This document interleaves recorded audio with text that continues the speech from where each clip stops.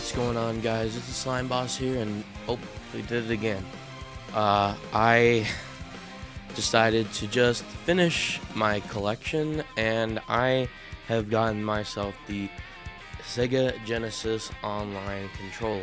Now, I have played on an original Genesis before. I know. As the Nintendo guy, why are you playing Sega? Yeah, I was very confused by it. And of course the first game I played was Sonic 2, and I was just not interested. The controller was very weird, the game itself was very weird, and it was hard for no reason. And if your first game was like Sonic 2, then I feel bad for you, because Sonic has never been good, and I'm gonna tell you that right now. Yeah, this controller is very strange. It's like a boomerang. This is no better than the N64 controller. Okay, this is very strange, right? Now, to be fair, the SNES controller has a similar shape, but it's at least more ergonomic, and the NES controller is even worse than that. So I'm not gonna say that, oh, Nintendo is the king of making controllers, because, well, actually they are, but their controllers weren't great in the beginning either. And this is like their third generation or whatever. I'm not even sure. Maybe it was their second generation. But it's weird. It's fucking weird. It's alien again. And even more so, it just feels very cheaply made and light. And I don't know if that's how the original controllers were, but that's just how this one is. Of course, it has your home button and screenshot button on the top, which is great. I love that they have that feature. The start button feels a bit cheap as well, especially because of the concave design. It feels very strange to have that there. I've always had controllers or some sort of equipment have this type of design, and it is terrible. It's so out of place with this controller. Like, they could have very easily put a flat button similar to these, which again are new, but just right there at the middle. It's like, it doesn't make any sense to do that. And then the D-pad has an 8-way D-pad in the 16-bit generation? For what reason? I don't even know any games that would utilize this. And then there's also the C button. What the hell is that for? I played a Sega Genesis game. I didn't say that the Sega Genesis games were bad. I never had to use this. What is this for? And then finally, you got the mode button. Again, what is this for? So we're going to be checking it out in the Sega Genesis Online application. So without further ado, let's hop right into it. Alright, so what new is it going to do for me? By having the Sega Genesis controller. Okay, so we do have some Sonic noises, which, to be fair, is correct. Now, another thing that's incredibly strange about this is that, okay, well, they have the Game Freak game, which is really cool, but, like, they only have Sonic Spinball and Sonic 2. Where's Sonic 3 and Knuckles? Where's Sonic 1 at the very least? Like, why would they not add Sonic 1 first? So Sega Genesis Online has always been a very, very strange inclusion. And then to never really do anything outside of that is very weird as well.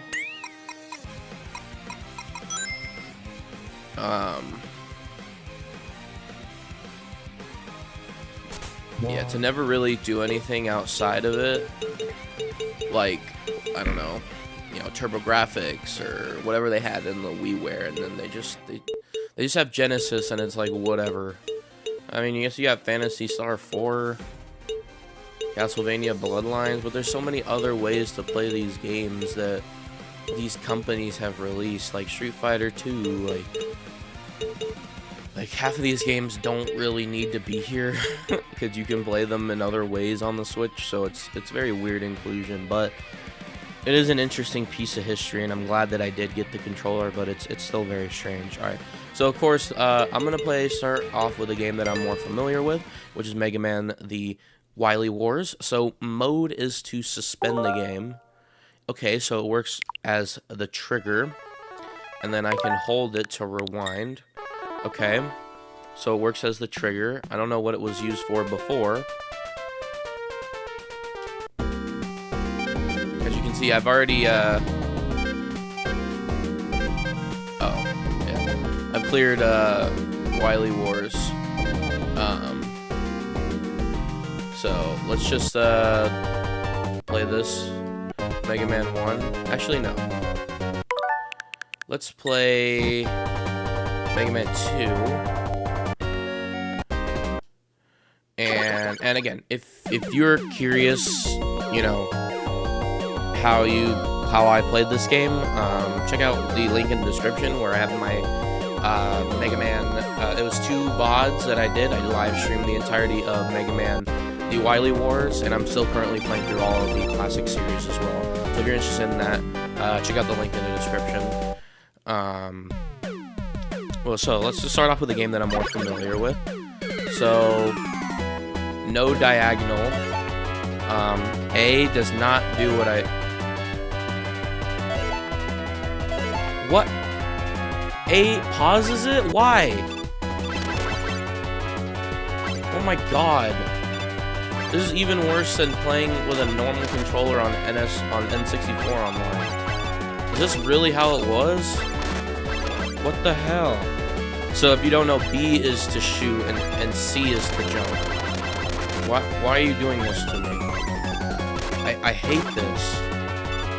I hate this with the burning... Okay, this button arrangement is terrible as well.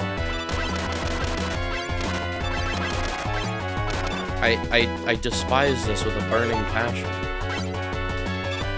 Oh yeah, this game didn't have sliding. This is terrible. I hate this. It's actually bad. What were they thinking? And yes, I did come on here just to shit on this. On Sega. But like, I really am just trying to justify the decision in making a C button. And then A is just pause again? I know, I'm playing terribly, but I'm not really focusing on my gameplay right now. I'm purely just focusing on the controller, so... Okay, now, let's go ahead and play a game that I'm less familiar with. And of course, I might as well play the Sega Genesis game, which would be Sonic.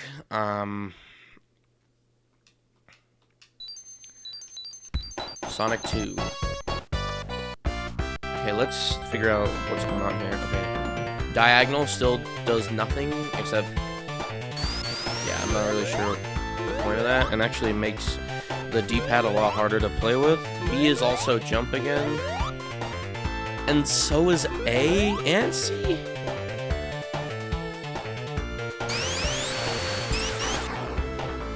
Okay, I don't... Fucking hell. Okay, I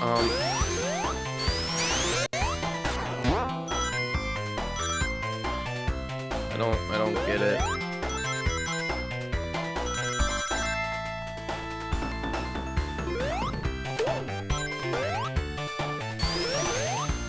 Okay, I know it's a rewind game.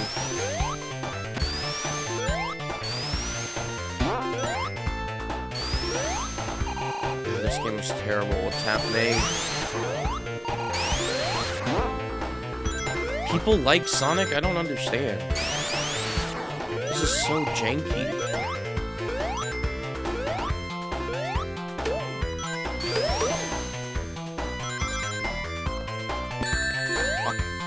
You lose all of your rings from getting hit?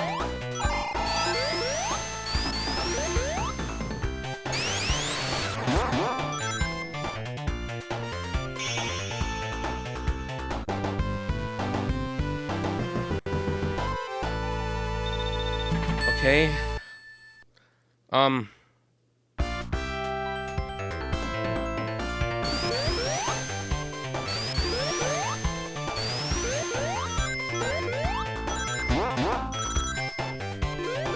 kind of forgot that there was multiple acts in a zone.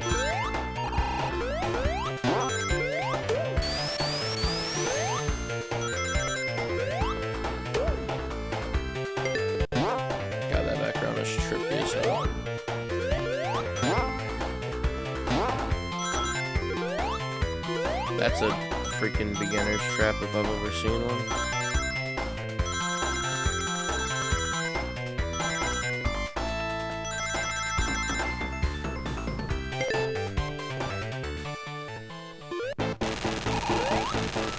He's gonna turn into a playthrough of Sonic 2.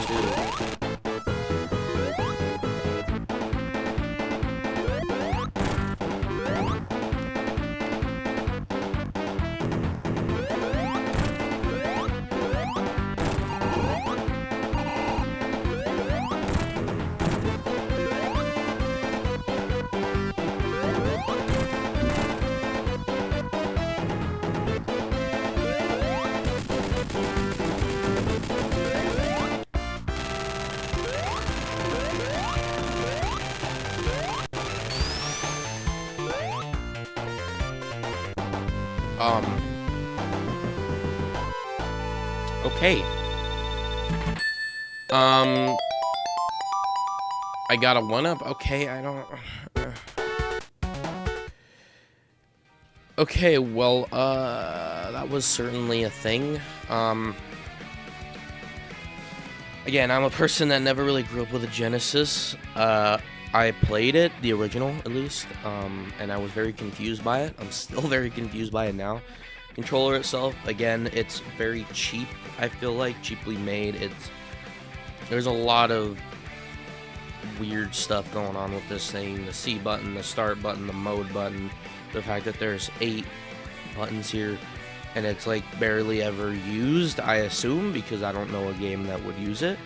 And then the games that do utilize all 3 buttons, the layout is incredibly, like, not user-friendly at all. And if it doesn't, they all do the same thing, which isn't always a good thing, and I think a lot of people like to criticize the Mario series for doing that exact same thing. Granted, there's not any other controls with Sonic, you just use the D-pad and jump. But, you know, it just, especially with the layout of the controller the way it is, it would be better to have them in a diagonal, or in a, you know, a crosshatch shape or diamond shape, rather than a line of 3 buttons. And I would say that surprisingly it is generally comfortable. I do like how mushy the D-pad is. However, because it has the 8-sided or 8 directional, it's not the best thing in the world. So if you push down, you might be pushing down left, and it may not be good for you because of that mushiness. And it's just, all in all, just a very weird controller. Anything that I can say about it is it's just weird. I'm glad that I got it. It's a great piece of history and a cool little thing to add to my collection. Will I use it? Probably not. In the same way that the N64 one is. Now, of course, you might be thinking, well, when you did the N64 one, you were reviewing it as a new, modern controller for NSO. And for this one, you reviewed it as a controller. And yeah, I did, because I've never really used a Genesis controller, at least to this capacity. So I was, for the first time, figuring out the Genesis controller, and I'm sure a lot of other people were as well when they bought this, because they're probably Nintendo fans just like I am. And if you're not, and you're buying this because you're a Sega fan, then kudos to you. You probably really enjoy this controller. I just don't. And like I said before, okay, so if I'm actually reviewing this as a modern controller, it's fine. Again, like I said, it feels really cheaply made. I don't know if that's the case for the original. And it's you know, it's fairly comfortable. Fairly. Again, it's just a very, very weird design. And that's pretty much all I could say about it. So, yeah, thank you guys so much for watching. I know this was a little bit of a weird one, but this is finally ending my NSO controller saga. Tune in next time, where I'm actually going to be reviewing more controllers, because I have a few more, and I might as well just spoil them now. I have a PS5 Pro controller. However, I can't quite use it just yet.